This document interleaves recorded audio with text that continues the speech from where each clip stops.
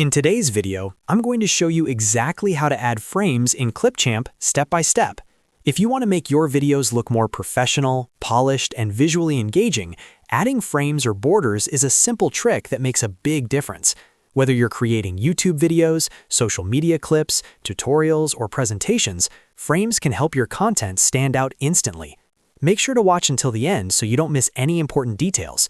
And if this video helps you out, don't forget to like the video and subscribe to the channel for more easy Clipchamp tutorials. Alright, let's get started.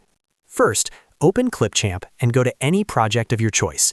You can either start a brand new project or open an existing one that you're currently editing. Once your project loads, you'll see the main editing interface, with your timeline at the bottom and the preview window on the right. Make sure your video clip is already added to the timeline, because this is where we'll be applying the frame. Now, head over to the left-hand side panel. This is where you'll find different editing tools and assets. Click on Content Library. The Content Library gives you access to a variety of built-in assets, including stock videos, graphics, backgrounds, overlays, and more.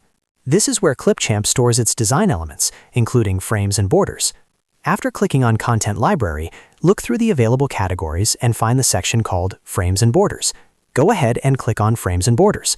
This section contains a collection of different frame styles that you can use to enhance your video. You'll find simple borders, decorative frames, theme designs, and more creative options depending on the look you're going for. Take a moment to scroll through the available frames. When you find a frame style you like, click on it. You'll usually see a preview of how it looks.